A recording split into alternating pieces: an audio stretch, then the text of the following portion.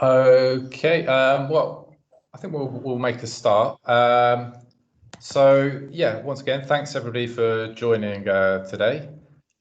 This is Eco Webinar 4. So this is the last in our series of 4 webinars highlighting the Cooking Diaries methodology, which we're highlighting as a suggested way to approach to address the eco research questions for the Eco Challenge Fund.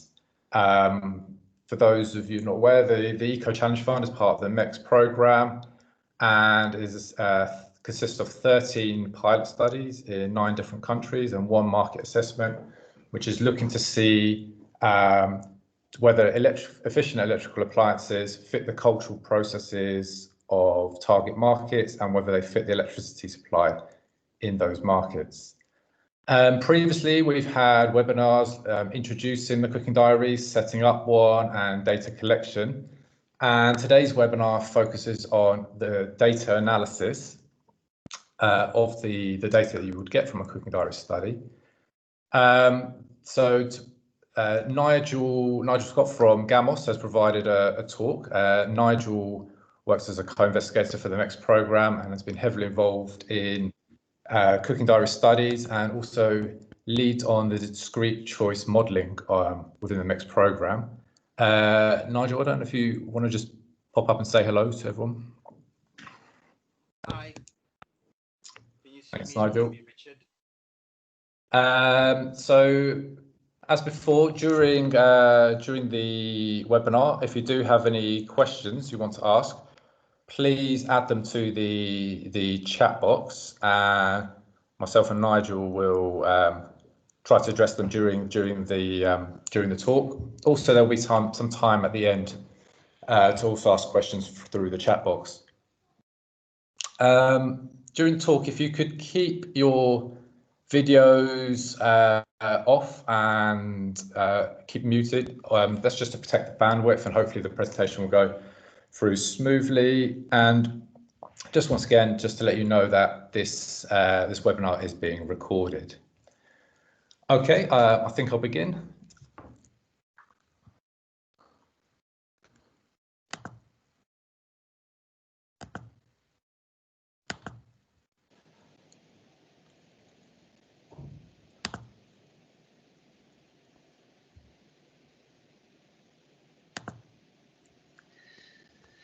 Previous seminars in this series have given an overview of the Cooking Diaries approach, describing how it enables us to gather the kind of data needed to answer the Challenge Fund research questions. So John talked about metering to measure energy consumptions and how to digitize the data using software, as well as some of the practicalities of recruiting and training both participants and enumerators to collect the data. And then Anna shared some more detail of her experiences with measurements, data collection, and challenges in the field. So we've talked about the kind of data that can be generated and how it can be gathered. And now we're going to talk about what we can do with this kind of data. I'm going to present examples of findings from previous Cooking Diary studies. Now, these are not exhaustive, they're just a few examples, but hopefully they'll illustrate the kind of insights you can get.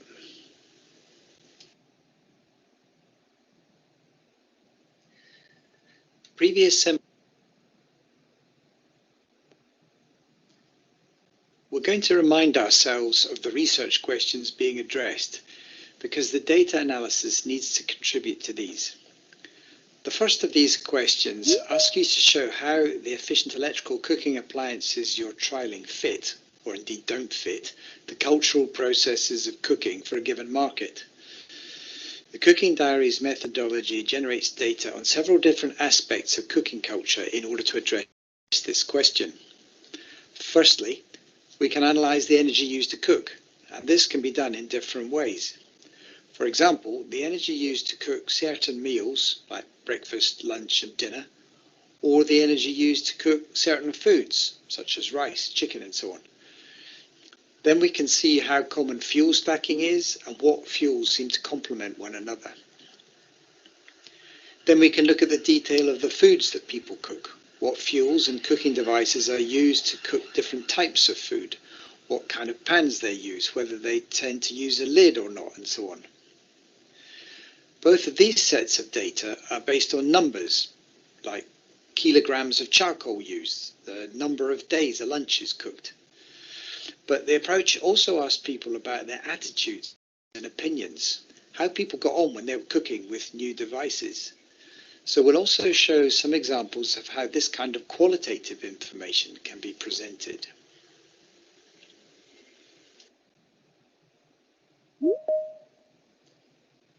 We're going to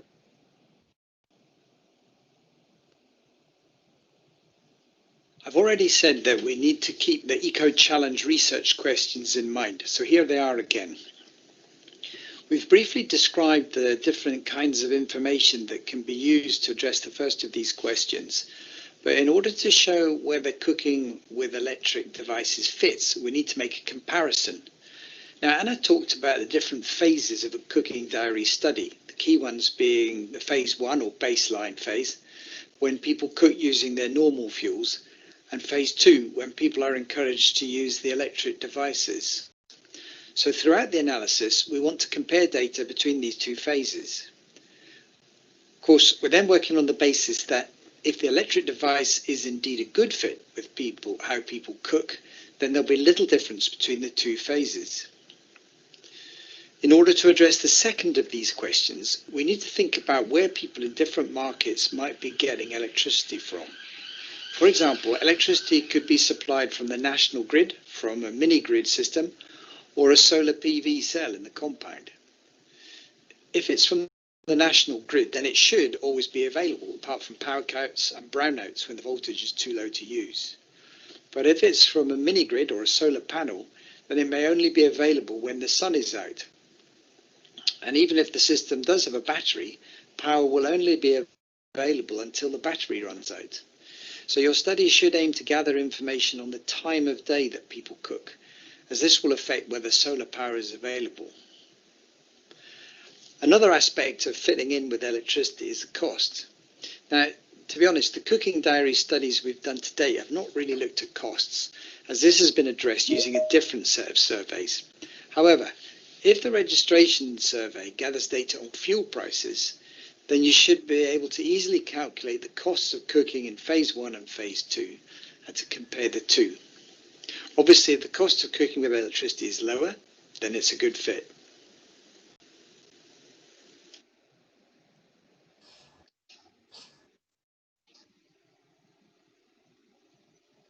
Here are some general pointers for the analysis. In the analysis and in your reporting to MECS, please include the full detail of any numbers. For example, give the number of dishes cooked, not just percentages. It's very important to include both quantitative and qualitative data, and we'll show some examples later.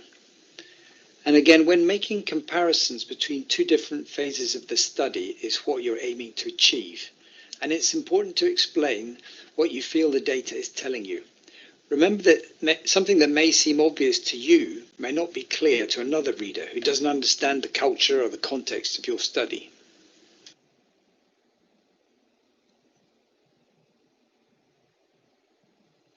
Okay, let's make a start by looking at examples of quantitative data on energy used to cook. These charts show the total energy used across all households in phase 1 on the left and phase 2 on the right. They show that participants did a good job of using electricity almost exclusively during the transition phase, although they still had to use some biomass during power cuts. It also shows the overall energy consumption drops. Note that the scale on the phase 2 chart is much smaller. In this example, we know that phase 1 and phase 2 both covered around 4 weeks, so we can make a direct comparison. But further analysis is needed to compare per capita energy consumption figures.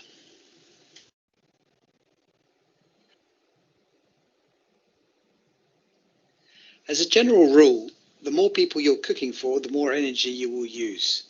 So it's really important to record the number of people that a meal is being cooked for.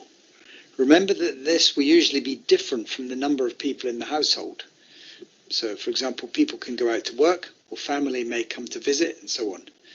For each meal, you can then calculate the per capita energy consumptions. This chart shows that cooking different meals with electricity in the transition phase uses a fraction of the energy used when cooking with charcoal, LPG or kerosene in the baseline phase. And the table shows that in Kenya, more electricity was used for cooking the evening meals.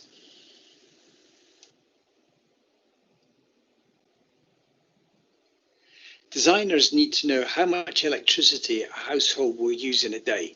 So these figures of daily energy consumptions and the variability of demand are important. These are also useful for comparing costs between baseline and transition phases. Again, it's important to be aware of the average size of households. Daily demand depends on how often different meals are cooked, which is part of the cooking culture and will affect the pattern of energy demand throughout the day.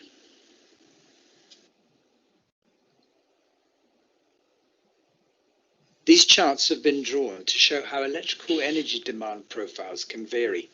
The top charts show how a household that has a regular pattern of cooking meals at the same time every day.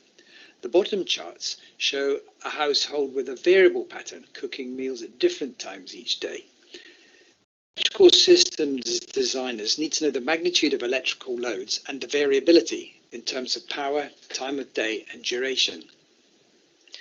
These charts have been based on average loads estimated from Cooking Diaries data.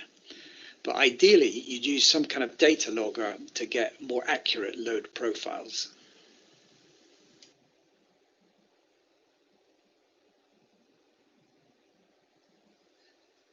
And that's exactly what PETA did in Nepal. This is an example of the kind of profiles they were able to provide. Their monitoring showed that when cooking loads were added to an existing mini-grid, the evening peak load started to cause problems. This then gave the system operator the information needed to think about options for meeting the additional cooking load safely, such as battery storage.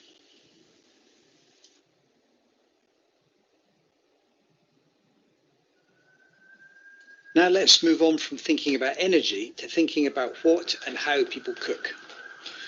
One of the most reliable ways of assessing whether an electric cooking device is a good fit with the culture of cooking is to look at the menus of food prepared. The Cooking Diaries methodology asks participants to record details of each different type of food prepared as part of a meal. This table presents the number of times each of these foods was prepared, comparing the baseline and transition phases.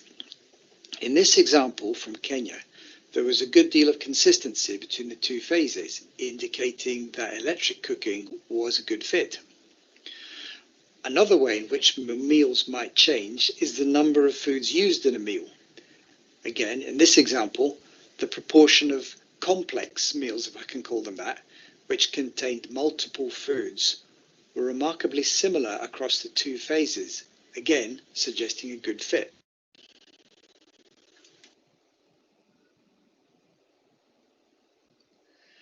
Here's another comparison of the number of times different foods are cooked, this time from Nepal and in graphical form. Again, the chart shows certain foods were cooked less often when cooking with electricity.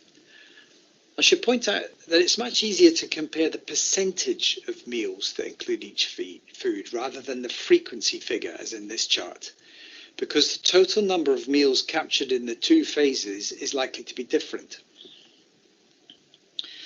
When making any of these comparisons between different phases of the study, you need to consider any time-dependent effects that might lead to differences, such as the seasonal availability of foods, children going to school, or labour migration patterns.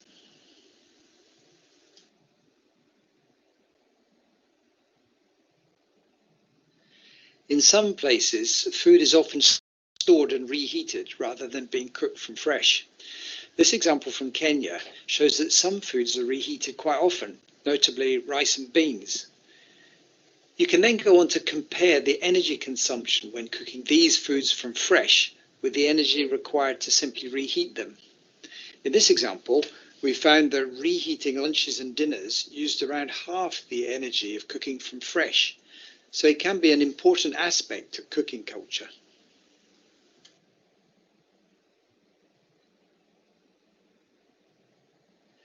We've said before that electrical systems designers need to know the timing of cooking loads. They need to know what time of day energy will be required and how long for. They also need an idea of variability. So will it be the same every day, or will there be some variation? This is important for solar and battery systems where energy is only available during daylight hours, but it's also important for grid-connected applications, as sticking additional electrical loads onto a network at peak demand periods may lead to network problems.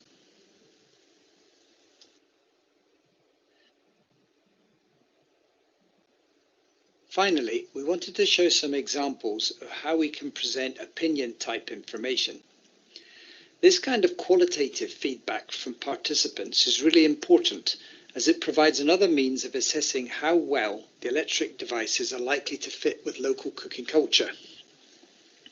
Earlier in these webinars, we described an exit survey, which is a really important exercise, but you can gather this kind of qualitative data at any point in time during the study and in other ways, such as focus groups.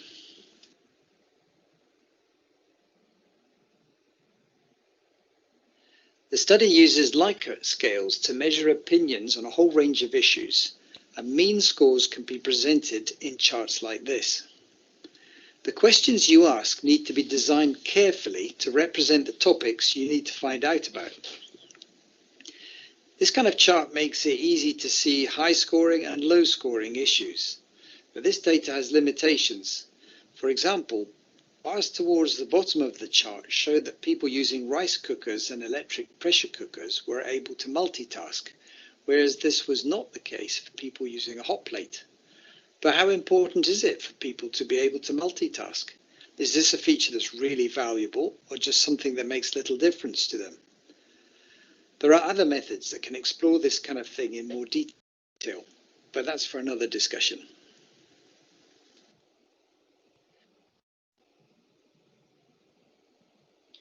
You can use these charts for all sorts of issues, but they can get a bit messy. I reckon about 5 categories is about the most you can get away with, as in this chart. But the sheer number of food types makes it a bit tricky to interpret. Maybe try editing it to include only the most popular foods. Otherwise, a table might be a better way of presenting large amounts of data. Where you're recording responses to an open question, then the wordle on the top right is quite a nice way of presenting this data, where the size of the word represents the number of times it appears in the answers.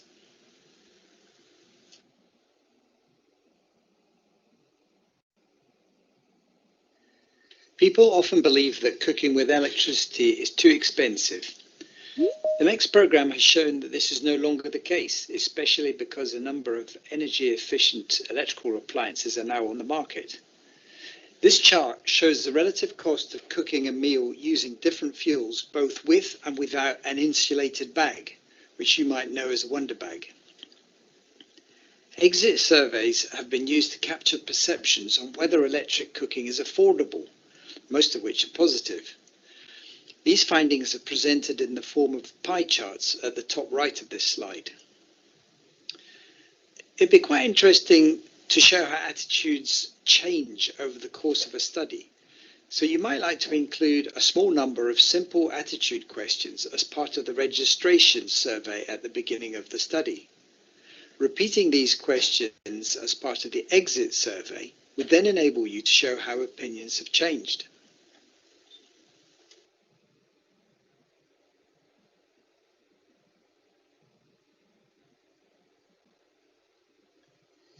In these slides, we've shown how data generated by the Cooking Diaries approach can generate insights that help answer the key research questions. However, they provide a really rich data resource, so there's a lot more you can do if you have the time. You can take a look at the reports on the MECS website to get a better idea.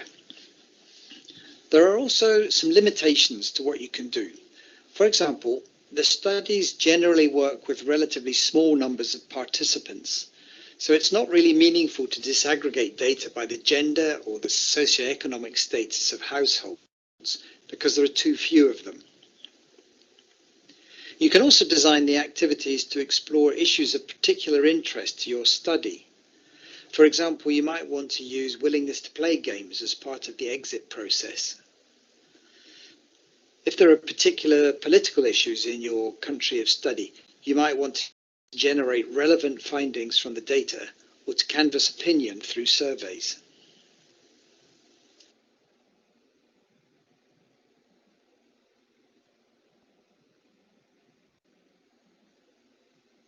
Okay, so that's a brief browse through the kinds of findings you can get from an analysis of Cooking Diaries data. You can find examples of previous Cooking Diary studies on the MECS website, which should give you a better feel for the level of detail that can be extracted from this kind of data. We've also got 3 cookbooks up on the website, 1 from Tanzania and 2 from Kenya so far. Although they're not directly based on the Cooking Diary studies, they are a great way of presenting and communicating findings relating to the research question on the cultural process of cooking. They're well worth flicking through, so take a look. If I were to pick one thing to help guide whatever analysis you do, it would be to think about how you can shed light on the research questions. So that's all I wanted to say at this point, and thanks for paying attention.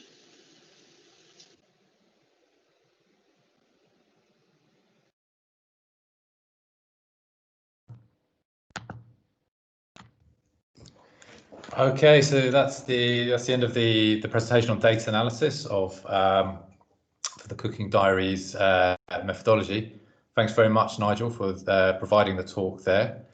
So we now have opportunities for any questions or comments to be made. If you do have any questions or comments, could you add them to the chat box, and then Nigel and myself can try and address them.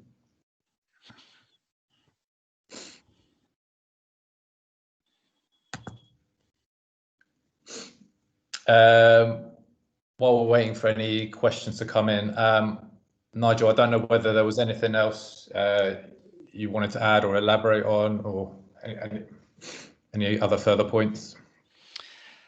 Yeah, there was one point that I should have made, which is that in those, when we're talking about the energy, and there's some charts where we're comparing the energy used between the 2 phases, we considered the amount of energy used in lots of different contexts. So the energy used per type of meal or per day, and we're comparing between different fuels between the 2 phases.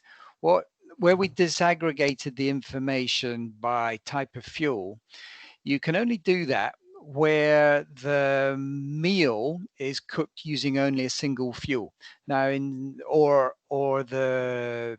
you're looking at a daily basis, where only a single fuel is used during the day. So you have to sort of filter through the data and use a subset only.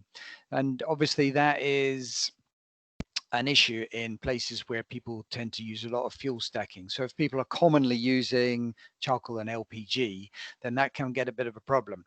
It's not a problem though with the Cooking Diaries format that we've been discussing so far at the food level, because you can disaggregate, because you know for every food that's used in a particular meal, you know the fuel that was used to cook that, the corresponding fuel. So where you have that level of detail, then you can analyze you can compare the energy used for different fuels to cook the same foods. So it's just something to bear in mind. You have to be careful how you filter the data, especially when people are stacking fuels. Okay, thanks. We've had a question coming from Will Coley. I don't know if you can see that, Nigel. Just wondering how to deal with the usually very small sample sizes, especially when disaggregating.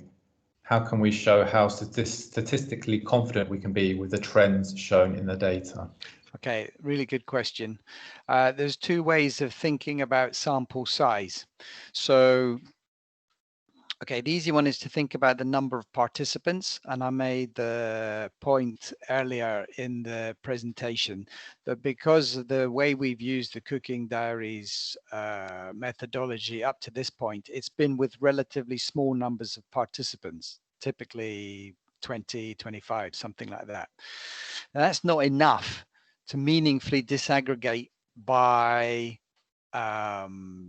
say, gender of the main cook or by the socioeconomic status of the household or the urban, rural, that kind of thing. However, there is another way of looking at the sampling, and that's to consider the number of cooking events that we're gathering data on. So if you class each cooking event as a sort of on its own, then if we're looking at 4,000, 5,000, 6,000 data records, that's a large enough sample to then have to be able to do that kind of statistical analysis on. And I mean, you can easily get the kind of an acceptable level of confidence when you're comparing through that kind of sample size. Obviously, you have to be a little bit careful, because when you're looking at specific things, like if I wanted to compare the energy used to cook leafy vegetables from electricity, comparing with leafy vegetables on LPG, those may be, despite we've started with a huge number of records, by the time you filter it down and down and down, you might be actually dealing with a smaller number of samples to compare. So you'd really just have to use your judgment to know when the sample size is still large enough to try and do some kind of statistical test on to show whether it is statistically confident. If you can do so, obviously that lends a lot of weight and value to the analysis that you're doing. And that perhaps leads on to something that Nigel and I were discussing earlier today, about the fact that the eco projects have typically larger sample sizes than previous cooking diary studies. So there may be some scope for disaggregation where you see fit. Yeah, absolutely. I mean, that's going to be quite an interesting challenge, because obviously with the large sample size, I mean, the amount of data you can, your budget will allow you to collect. It's a trade-off between the amount of data and the number of households. Yeah. So we've had a question coming from Ame. So, hi Nigel, when administered by non-researchers, i.e. sales agents, any advice on how to best ensure that qualitative survey information is captured consistently and rigorously, especially with qualitative questions that may require follow-up questions? Ah, yeah, is someone who's obviously done this kind of thing before. Yeah, okay, two things really. You know, when you're doing the qualitative type of approach, I think it then is really important to design your questions very carefully, simply to try and avoid opportunity for misinterpretation or alternative ways of interpretation. So it's actually designing your questions as well worth putting a lot of effort in to try and get it right. And the other thing is simply training, which I know the guys have talked about before in this series, that when you're getting people going into house, if they've done enough piloting and training, they'll be aware of possible ways questions may be misinterpreted. But if they've all been trained together so they understand fully what the question is trying to explore, then they'll be in a much better position to be able to do those follow-up questions and the prompting and encouraging in a consistent manner. Okay, thanks. We've got a question from Nisha, which I may be able to address, but please chime in as well, Nigel, if you've got any other comments. So generally, what is the time period to do the baseline survey after using electric cooking appliances? So typically in the Cooking Diaries study, you would do the baseline before introducing the electric cooking appliances. And so the baseline what we're suggesting for the Cooking Diary study is a baseline of at least 3 weeks. And here you're finding out what are the existing fuels and appliances, and what is the existing menu that people in that community have, and what are the fuels and appliances they use.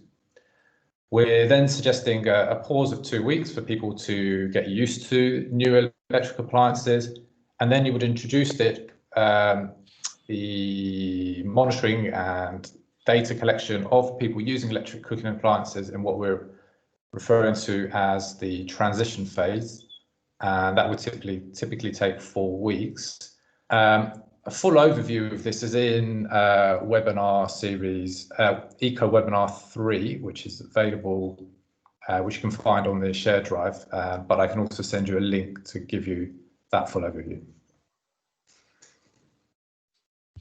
Can I just add a little bit on conversations we've been having here about the design of this kind of study, and some of the differences between countries. So it's all about trying to understand cooking cultures. So we recognize that all countries, and even within a country, you can have different areas with different cooking cultures. And one of the interesting things that people have said to us is that cooks often tend to use a fixed sort of menu. They have a menu plan, and they tend to cook the same meals over and over again, same meals regularly. And so it's quite interesting. Some countries might, or some cooks might have a 1 week menu, and then they repeat it every week. Other places have a 2-week menu. And it really depends upon the style of cooking. So if you've got a really diverse and varied cooking culture, you may be a long time till you repeat the same meal. If you have a slightly more, what can I call it? Simple sort of menu structure, you might have the same, your menu might last for just a week before it repeats.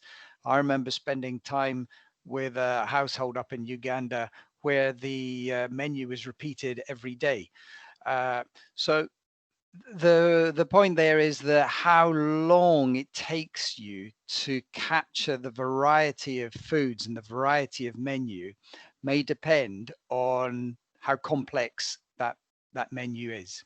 So obviously, if it's a hugely varied menu, you might want to extend your baseline a little bit longer to try and capture all the detail of that menu. If it's a very simple, short menu, you might be able to capture it in even 2 weeks or possibly even less.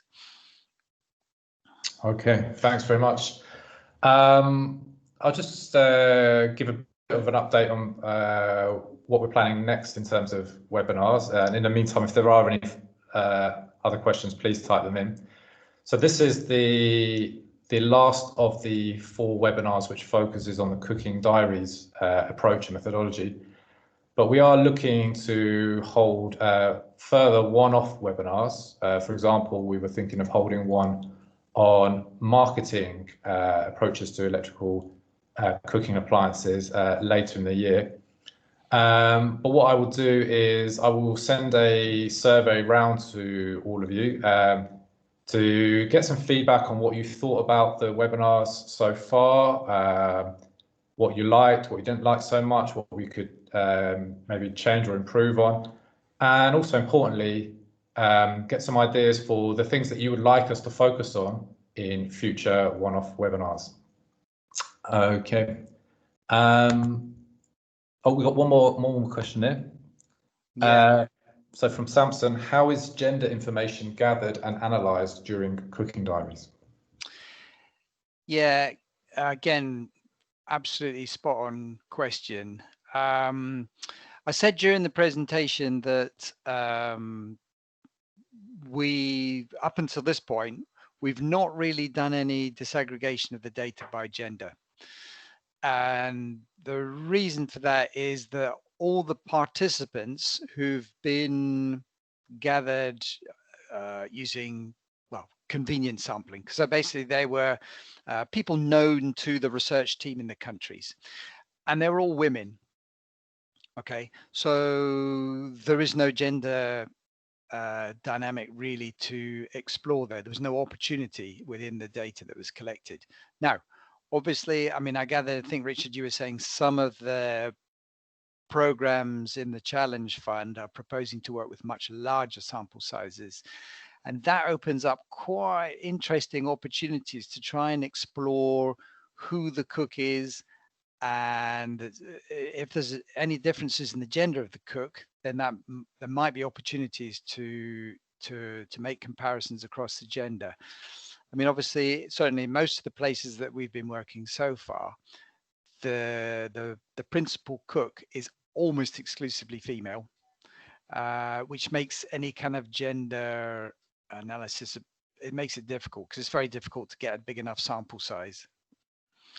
But very much worth bearing in mind if your sampling does enable you to capture some male cooks.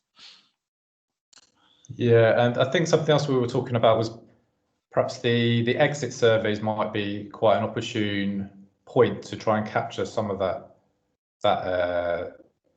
disaggregated gender data in terms of perhaps how cooking cultural practices have changed.